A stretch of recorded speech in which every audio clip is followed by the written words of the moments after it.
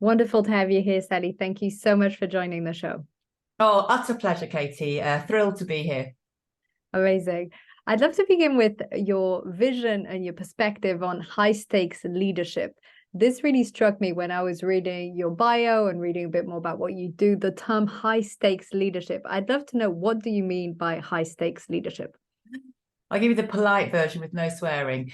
So I think when I'm talking about high stakes, I mean something's going on. There's a change happening at senior level in a prominent business. And ultimately, at the end of the day, people cannot afford to get things wrong. There's little time, there's little elasticity in what people have to deliver. And so they need and value, and most importantly, want an expert to partner them. So that whatever change to their status quo that they're hopefully very happy about embracing, be that a promotion, it might be a change in the exec team, it might be the company is having to do that classic word since COVID, pivot. Or there's just something that's not meaning business as usual is the norm anymore.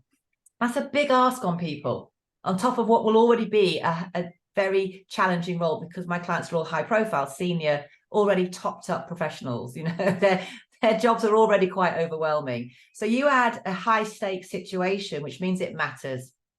It's in this public spotlight. It matters to their career. It matters to the success of their business. It matters to the well-being of their people. It matters to their own self-identity and feeling of excellence. That's high stakes.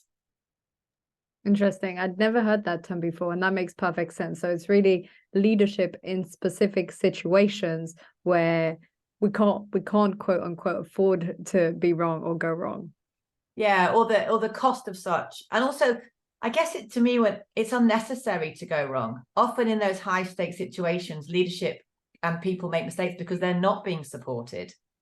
So it's saying, look, if your company is truly committed, your business, your team, yourself, to doing something that you deem to be high stakes, i.e. important and matters, then why wouldn't you get the right expert support to make it go as well as it possibly could?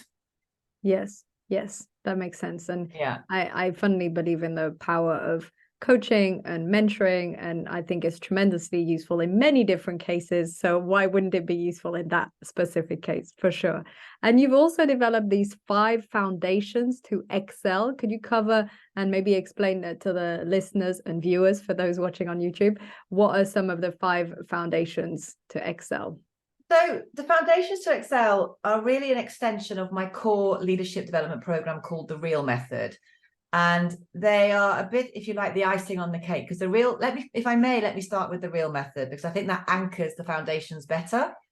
So I developed the Real Method because I kept seeing commonality amongst my clients. And, you know, they're all high performers. They all have in common high performers, senior, in established businesses, and are known to be great at what they do. So you might always think, or often think, well, why do they want help anyway? But everyone needs help. Everyone benefits from growth. And I say, I take your best and make them better. And in doing that, I could see commonalities of themes, not all problems. I always say I'm not here to fix the broken birds. That's not my job. But taking the best and making them better, there were common themes and also blocks and challenges. So I distilled this down into what I call the Real Method. It's called the Real Method because these things happen all the time, and it's what really affects high performance leadership in high stakes situations. And often they're overlooked at someone's peril because they're obvious. Yeah. And they're the assumptions people make about senior people, that the things that make up the Real Method will all be in place, because how could they not be? But my clients are so talented and successful and motivated and committed that they cope anyway. And to me, that's a crying waste of energy, emotion, focus, bandwidth, why make it hard? Why not make it better? So in essence, the Real Method covers these things. It first covers an insight piece around, how do you see yourself? So I think the failure of a lot of coaching, training, development is it starts from the wrong place. You know, you've got to get your brief right. You've got to understand, what is the real thing here that is affecting this person either negatively or the growth they want to achieve positively? What is it really? So we've got to make sure and I've got lots of techniques and ways of doing that, both for an individual and for a team, because I should stress I do teams and individuals equally. So we start by saying, what is the brief, and getting it right. This next thing we go to is motivation. What's your fuel? What's in your tank? What's not in your tank? Because people misalign talent and ability with motivation all the time. Just because you're good at it doesn't mean to say you should be good at it at this level of your career now. You know, growth is just as much about what do you put down as well as what do you pick up. So looking at motivation helps people go, where am I now in my career and my leadership that actually drives me, be that individually or as a team, which fascinatingly, Katie, most people can't get right.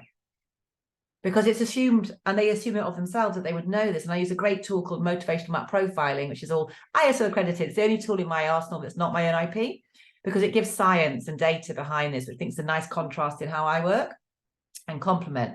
So once we understand motivation, we then go into what I call STAMP, so that's reveal. STAMP in the real method is all about, what's your job? And would you believe when I ask a CEO or any C-suite leader for that matter, or business owner, can you just do something for me? Can you do me a favor? And they're like, of course, what, Sally? And I'll say to them, can you just describe your job for me? What do you do? And they go, what do you mean? I'm CEO of, big cheese this or massive agency that. And I'm like, yeah, I get that. And obviously, I get what a CEO does in theory, but what do you do? What's your job? And 9 out of 10 people cannot answer that question well. They either, and forgive me, I can't remember which way the eyes go, so I probably got this wrong, but they either go and their eye contact goes to recall, trying to remember what someone told them at some point was their job. And like, oh yeah, what is my job? Or it goes to create, thinking, God, yeah, what is, what do I think my job? And you can see them having to either recall it or make it up. And what happens, which is fascinating, is often, and they're not aware of this, their body language and voice tone changes. So their voice intonation drops and they actually look and sound bored. I know, would you believe it? Bored when they're talking about this job they've spent their whole career wanting to get. And you ask a senior leadership team as well, what is your role? Like, what is your role as a senior leadership team? Can you define it for me? Not can you describe what it does, but can you put it together in a really succinct, human, interesting way that also lands the benefit? Okay. And they can't, because no one's teaching people to think about their jobs this way. If you have a job spec as a senior leader, which I bet anyone watching this, I asked you that question, have you got a job spec? Does it motivate you? Is it up to date? And the last thing, do you ever look at it? Do you use it? But people don't have this knowledge about themselves. And I call job specs don't sue me documents, because that's normally what they are. It's like, don't sue us. This is what we're going to pay you for. So STAMP in the real method I've got the 5 R's is the tool I've created for that module, which helps people very clearly and easily work through the basic questions that never get asked, which set you up for success or leave you to failure if you don't know this about your job. We then look at SCULPT, which is leadership style. A lot of people are not clear on what their unique leadership style is, and more importantly, what it needs to be in the future to deliver on this growth ambition, especially when the stakes are high. And when leadership remains intangible, people then doubt it. That's imposter syndrome comes in. And also, if you're spending all your time as a leader thinking, who do I not want to be like? That's not real. And it's very scary. Because you think, God, I might be like them if I don't do lots of effort to not be like them. It's like, oh. So SCULPT is all about, and I've got techniques I do, creative techniques to make leadership real and unique and also relevant and motivating to that individual and to that team. So it's tangible and it's real, because then when it's real, you can do something with it and you've got more control over it, which is really important. STRIP is perhaps my most fun and fizzy part of the real method, which is all about emotion. It says, stripping back that person, that team, what's really going on under the hood. So no, I'm not a psychologist. No, I'm not a counselor. However, I've got a very strong laser-like ability to go to the truth with people. What is it about your beliefs and your behaviors that are holding you back at this level of seniority? Because everyone's always got drag. Yeah, everyone's got life experience by the time you get senior, good and bad. But equally, what are the beliefs and behaviors that will set you up to be greater, more happy, happier even, and more effective? And how do you get that emotional toolkit? So the real method gives a practical toolkit, but equally an emotional toolkit for excellence. And that can only come by understanding and welcoming, acknowledging, but not lingering in emotion. And I think for senior people, they forget at their peril, how are you feeling? And it's very rare when you become senior, Katie, that someone asks you, how are you? And they really want to know. And secondly, not do they want to know, but you are safe to give a true answer. Yeah. So they're the kind of the core elements of the real method, and how that goes into the foundations is then extending that to say, well, how do you acknowledge what success looks like amongst you all? Do you even know what that is? Because if you're not aligned to success, you can't thrive. And I think the last thing I will say, because I'm aware I'm talking a lot here, and I'm not doing the whole 5 foundations. Please go to the website. You can download it all. It's for free. You can have it. But have you celebrated success? Because the foundations to excel comes from celebrating success that's already in the tank. Otherwise, you run out of fuel. And in this modern society, especially, gosh, after the last 3 to 4 years, there's been very little opportunity to celebrate success in kind of mainstream ways. Yeah, because it's been firefighting, global pandemic, politics, going mental, horrible war. It's been heavy, really heavy economic crisis. Lots of stuff that's not nice in the world. Environmental, I could go on. Whole podcast could be on that, Katie. So it can feel a bit incongruent to actually go, God, I'm going to celebrate as a senior leader or senior team. But if we don't celebrate, we can't acknowledge. And if you want to excel, that comes from acknowledging how far you've already come so that you can go to the next level. So yeah, I could chat all the time because this is my absolute passion, but I hope that gives a bit of food for thought. Yes, a lot of food for thought, and very, very interesting points in general. And what you just shared about celebration, I think of a lot. I have another friend where we constantly challenge each other to celebrate more. I actually have a couple of friends where we do this. One of them asked me about my book after it was launched sort of 10 days later, and I was already, thank you, and I was already onto something else. I said, well, I gave myself the day of the launch to celebrate, and I said that's more than usual. The whole day I was really in celebration mode. I was like, that's a long time. And I thought, it's crazy, but it is. I don't pause, and if I do, it's 10 minutes or half an hour. But I'm not proud of this, and I'm trying to shift this, and I have it in my weekly review. What am I celebrating? What went well? And my gratitude points. But I think with a lot of high achievers, high performers, leaders, whatever you choose to call them, they're very future focused. So as soon as something is done, absolutely, it's over. We're next thing. Next. Pausing and being like, this is great. This took you a while. This was a lot of time and energy. Pause, appreciate, savor is a mental effort that we need to learn to make, because for a lot of us it doesn't come naturally, but we can practice it and learn it. So I loved what you shared about celebration. That's a really good point. And alignment, of course, alignment is key to everything. I want to come back to some of the points that you shared in your real method. Again, some very interesting core points there. I loved what you shared about motivation and also our emotions, because I know that with some of the leaders and CEOs I worked with, it's sort of like they take it for granted that that's the basis. But I remember talking with one CEO and his team was a little uninspired, and I asked him, but are you inspired? Yeah. He was like, yeah, absolutely. Yeah, I'm not. And I'm like, well, it can be hard to have an inspired team when you're not inspired. And that's the same with the motivation. It's sort of because a lot, and it depends, but a lot of senior leaders are very focused on the tangible and the numbers and the objectives and the KPIs. They forget about the less tangible emotional world, and therefore they forget maybe about their own motivation, inspiration. Oh, fuel. Yeah, and also, I don't believe in Simon Sinek saying that leaders eat last. To me, that I think that's, if I'm going to be very Yorkshire and direct, I think that's rubbish, because if you're not nourishing yourself first, now I don't mean from an egotistical, put your own needs ahead of the team. Well, actually, no, you should put your own needs ahead of the team, because if you're not looking after your needs, you'll have nothing to look after theirs. So I think that the notion of servant leadership, I think, is really interesting and really effective. Only though, if the leader has the energy, the focus, the emotion, the reserves, the tools, and has upskilled themselves to then have the bandwidth and the focus to be focusing on the team. Whereas if the leader always puts themselves last, and a classic error senior leaders, C-suite especially, often make is like, no, I need to give this to my team first. And it's like, okay, well, I get you care about your team. That's amazing. But so we're going to upskill all these people, but not you. Yeah, no budget for you. Does that make sense? But they feel often guilty senior people about investing in themselves because they think, oh, I should be looking after my team first, which, yes, you want to be looking after your team, but equally, if you're not role modeling that and making sure your emotions, your mindset, your energy, and your skills, your basic leadership skills, which are constantly needing to evolve, aren't ahead, then how can you role model? You know, how can you authentically be saying to them, guess what, guys, invest your time in this. Show up authentically to the coach we've got for you. You know, bare your soul. If they're not doing it themselves.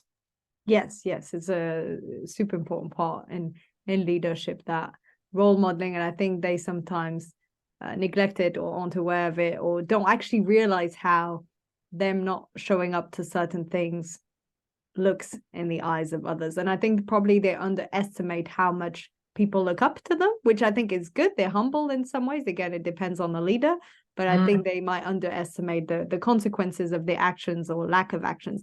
And I want to come back to one of the points that you mentioned around leadership styles. I'd love for you to cover, maybe, again, not all the leadership styles, but maybe the 4 or 5 or 3 or 4 that come up the most for you, that you see the most of. Oh, that's a fascinating question, which I'm going to give a different answer to, actually, because the way that I like to work with my clients is there isn't a classic leadership style. It's all about you. And I think the danger for me comes if people want to aspire to be leadership A or B, or a bear leader or a cat leader, or whatever the latest kind of leadership, you know, here's a lovely 4-point model. Are you top right or bottom left, or which color represents you? They all have a place, don't get me wrong, but I think if you're truly going to excel as a high performance leader, it has got to come from within, in terms of your definition, your personal authentic beliefs around what's going to make you a great leader in that role that you're in and where you're heading. So for me, leadership excellence comes from also future forecasting leadership. I think we spend too much time, and note to Marcus Buckingham about strength finders and playing to your strengths. We spend far too much time working on weaknesses. You know, oh, must get stronger. Oh, well, who says? Really? Is that going to radically change your world if you get stronger on that? But if we actually build that strength better and make it in your unique vision, that you own it, that you feel bloody good about, isn't that a bit more interesting and energizing and also unique? Because as a leader, you've got to be unique. Yeah. If you're trying to copy somebody else, you're a weaker version of someone else because you can't be them. So why would you bother? So for me, it's not about trying to have too much structured, like fixed leadership, like alpha male or you know, alpha female, or servant leader, as I mentioned before, or empathetic leader, or, you know, nightmare leader. You know, I want to be like one of those, but they are out there. It's often, I find so fascinating at high performance, very senior level, is people are just out of touch with the leader they want to be and who they are. And I think you've got to own the yin and yang of everything about your leadership at that point in your career and your leadership growth, and then get super clear on the leadership styles and techniques and traits that are going to mean you've successfully delivered at a certain time point in the future. So I get my clients to say, right, vision, it might be, so if it's in a startup or a high growth business, you want 6 months because a year is too far.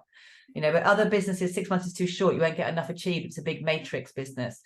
So you might say, right, a year is an average. A year hence, and you've delivered X, Y, Z. You've just come into this high stakes situation. You've smashed it out of the park. It's gone brilliantly. What's your leadership like in a year? How will you have grown and developed having achieved that? And they go, oh my God, I don't know. I said, well, think about it. You do know. Future forecast. Because the brain is a crazy thing, Katie. It doesn't know the difference between past, present, and future. It's classic NLP kind of underpinning here, and it doesn't know the difference between fact and fantasy. So often a lot of what we worry about is complete fantasy. It's maybe going to happen in the future, or it happened in the past and we can't change it, but we fixate on it and our brain gets a bit skewed. So you can use that to your advantage by going, hey, guess what, brain? Imagine in a year, I've delivered this job brilliantly. My leadership has grown in ways that I didn't even know it would because I don't know what I don't know.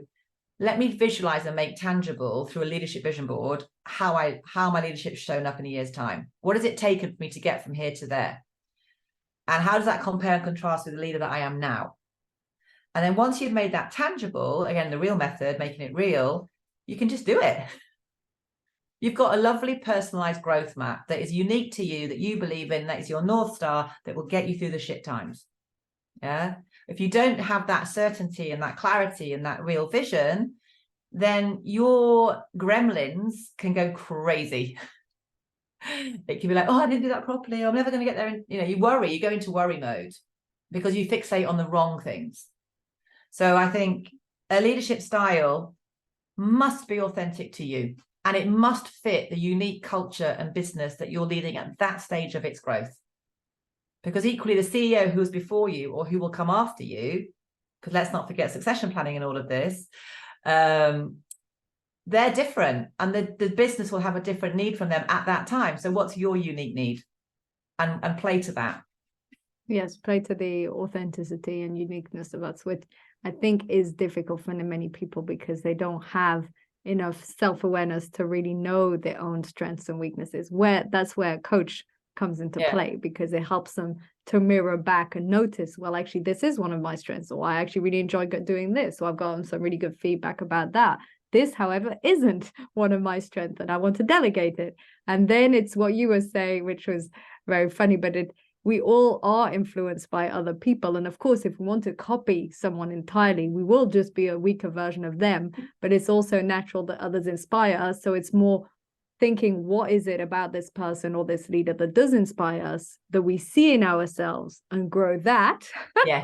And not fixate on just being a copy model of someone else, because that's just not going to happen. And also what you said about visualization with the future planning and the future leadership styles, and the brain not differentiating between fact and fantasy. I also once heard something that I found very interesting, because when it comes to visualization and vision, we often think of the future outcome, which is great, but I heard that it was even more important to visualize the obstacles we will go through and to visualize how will we manage the obstacles. So now when I do vision planning and visualization, I look at, okay, where do I want to get? Let's say, write my second book, for instance. I see my mind publishing it, another book launch, all fun.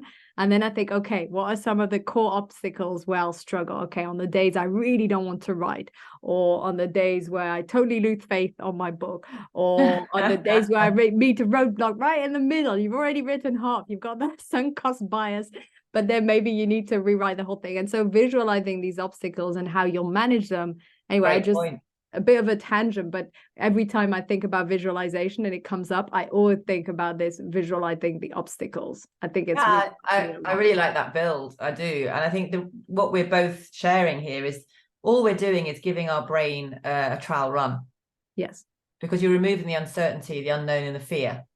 And therefore, if the brain goes, oh, it's not new, I don't need to be scared of it then. Oh, why don't you just say so? Because actually, if we go really primeval, our brain's primary function is to keep us alive and avoid threat and danger. It's just in this weird modern world, what we interpret as danger isn't, but it kind of sends that chimp brain mental. And the brain, even though it's not in your interest, this is when I first got into coaching, although I call myself a mentor, not a coach, so I'm more directive. But when I first learned that my own brain wouldn't always necessarily work in my own favor, I was mind blown. Because let's just think about it for a second. Whatever you're thinking is going to happen, part of you, in a way, is expecting that to happen. So you want that to be true, because the ego is, excuse my swearing, a bitch or a bastard. Yeah. The ego wants to be proved true, even if that is not what you truly want. So if you work for a leader who, for whatever reason, you believe to not be honest, because your last boss wasn't honest and they screwed you over and you really got damaged by them. And because let's not also forget, work can be very damaging. Leadership can be very damaging if it's not done well. So you've got this belief, this lens that you're going to put over people, that if they show any little micro moment that's similar to the person who was horrible to you, well, that's it then. Protective mode comes in. They're not a good leader. I can't trust them. And you're going to program your mind to only look for the facts and evidence that make you right. Even if that leader is brilliant, they just happen to have maybe a few similarities, but they're completely different. You will delete all that data because it doesn't serve your belief. And when I learned that, I'm like, oh, that's just a bit freaky and scary. Like, really? Because logically, you don't want that to be true, but emotions obviously are not logic. So your ego and your emotions want that to be true, even if that's not going to serve you well. And so your brain will go, great, you've made a decision, least path of resistance, conserve your energy because I need to keep you alive. We'll just do that then. which is mental, really crazy, but it happens on a subconscious level all the time. Our brains don't always serve us, and it is shocking when we realize it, and it is also shocking when we realize that we can shift it. Shocking in a good sense, I suppose, when we realize that we have a thought and we can actually pause and we can say, you know what, I don't actually believe this. This thought came past pattern or reflex or automatism or defensiveness or upsetness, and then you pause and you think about that thought, the metacognition, thinking about your own thoughts, and you think, well, actually that thought makes no sense, and I don't believe such and such person. Maybe in your example, I don't actually believe that this new leader is at all as bad as the other one was, and I actually do see they have qualities. Why am I automatically pigeonholing them as them? But it takes a lot of time, it takes a lot of practice, it takes a lot of meditation and being coached and self-awareness before you can actually pause in the middle of thoughts and think, this is not true. Because it's counterintuitive. Again, that's all happening on an intuitive, albeit not correct level. So you're not aware of it, and the brain doesn't want you to become aware of it because that takes more energy and more effort. So when I first started to learn all of this, I was like, oh, this just sounds a bit difficult. But what's fascinating is once you raise consciousness, you have this incredible power, okay, that's free and available to everybody. And it's this: you have choice. And if you have choice, then you are in control, in theory. Obviously, that's very simplistic. But the reason why I think a lot of frustration and burnout and difficulties happen in work and in leadership is because people don't give themselves choice. So, oh, they made me feel like this. And I said, well, no one can make you feel anything. Only you can interpret that experience and have that outcome if your brain perceives it that way. Someone else can have a completely different outcome. But if you keep choice, like, am I choosing to work through this difficult situation? Yes, it's going to be difficult, but the benefit is better. I'm choosing this, therefore I'm okay. Am I choosing to stay in working for a leader who doesn't empower me? Well, yeah, I am, because actually I'm quite tired and I don't have the energy to go and get a new job. So if I'm choosing it, stop moaning about it.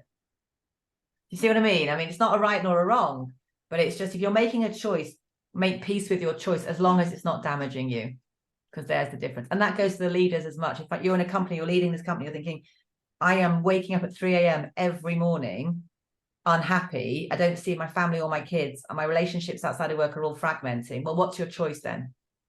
But I always say to people, that's giving you something. What's it giving you? Because we wouldn't do it if it wasn't giving us something. And people go, what do you mean? And you're like, well, if you're stuck in a job you're not enjoying, or a leadership gig that's not fulfilling you, what's it giving you?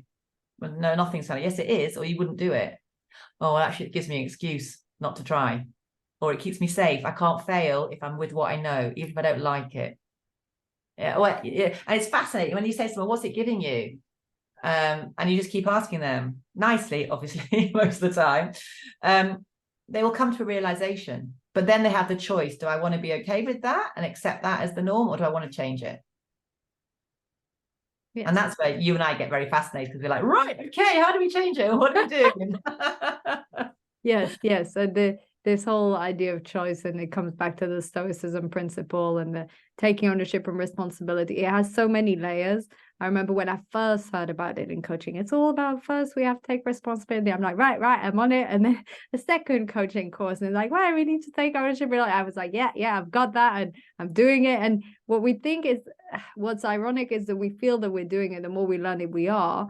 And we're like, okay, I don't complain anymore and I don't blame. But then there's some really subtle ways, like getting defensive or slightly rebellious or hiding and avoiding things. There's loads of other ways in which we go into sort of this victim mindset. And I remember when I was sort of unpeeling the onion, that was just a couple of years ago, I was like, right, we learn about this responsibility and ownership thing, but it has so many layers.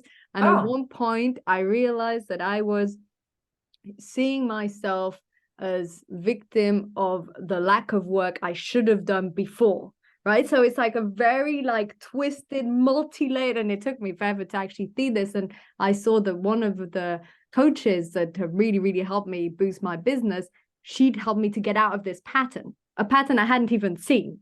And I became empowered. It was looking back, I was like, oh, I was in this pattern where I was blaming my lack of proactive work beforehand that should have taken me. I mean, you see what I mean? It goes really twisted. But once you see all this, you step out of it, and that's when you get empowered, and that's when you can actually make choices and shift things in your life, because you're no longer running this autopilot of somewhere it's someone else's or something else's fault, and it keeps you stuck there. Yeah. Or equally, you keep yourself stuck there. Exactly. It's you keep yourself stuck there by the perspective of it being someone else's fault, versus realizing, oh, actually, I can just change it. And then it's really empowering when you come to that realization, because then you realize, oh, wow, actually, nothing's holding me back now. Sure, if I'd done more things beforehand, I'd be further now. But now I'm here. What can I do now about it? And then your whole perspective shifts. And it can be the same with staying in a job you don't like. And if you're CEO of a company, and like you said in the example, getting up at 3 every day and not seeing family, and then thinking, well, what keeps me here? Certainty, safety. Is it worth choosing certainty and safety over my relationships? Oh, well, maybe not. Oh, well, what can I do about it? Can I cut down on this current job? Can I get someone else to help me here? Yeah. Can I change jobs? And so it opens up so many possibilities when we stop being in that tunnel. Yeah. But I think the hardest thing, especially if you're in a high pressured, high profile job, and which you're succeeding in, by the way. So it's not like it's often with clients, it's not like it's terrible. Like there's so much that's amazing. But you just get a bit stuck in the weeds. You just get tunnel vision. And often when you're the top of the tree, you don't have that safe person to really talk to or to challenge you effectively. And that's what I love to bring to the CEOs, the senior teams that I work with, is both the support and the challenge, because I'm wholly objective and all I care about is their growth. You know, my career is not wrapped up in it. Well, I guess it is if I keep messing up. My career wouldn't last very long, but that's not why I do it. But like my literal career under their leadership isn't wrapped up in our relationship, you know. My bonus isn't wrapped up in our relationship, you know, my opportunities. So it's rare, I think, for leaders as well to have that opportunity to be supported and challenged on a peer level that's really objective, that will also not always be comfortable for them. You know, people have said to me, thank you for your brutal honesty, Sally. And well, that's my job. You know, I'm here to share the insights and advice that I can see working with you that's going to help you. And not often people have that opportunity or bravery. Sometimes what I say to my clients isn't comfortable for me either. But I know that I'm in service of them, and I've got to say what I see and what I believe ultimately to be right, which is why I love being a mentor, not a coach. Because if I'm a pure coach, I couldn't give an opinion or advice. But my clients love the fact that I am a high stakes leadership mentor, meaning I will give advice. And that's, but again, I'm very clear on my differentiation. I say, if you want a purist coach, I am not for you, because that's not how I work. But neither am I a traditional mentor, because I will coach. So I like to think I've created a bit of a third lane, but I think it gives the best of both worlds, because people don't get that challenge and support often coming into their lives. But that's where people like you and I can come in, and we can make that difference. Absolutely. And such a great note to finish on, because it's already the end of the episode. It just flew by, so many topics in common, and we covered both your real method, also the importance of celebration, also looking into taking ownership really and having that choice and shifting our perspective on things. I feel we were on a roll. We could have continued for hours on these topics. Yeah. What would be the last note that you would like to leave on for the listeners and viewers on this topic of high stake leadership? I think what I often help my clients achieve, and what I've worked on a lot myself, is the real importance of trust. Well, two things: trust and honesty. Be honest about where you are, who you are, what you want, and then trust in yourself to go and get it and make it happen. But more than that, bring in the right people.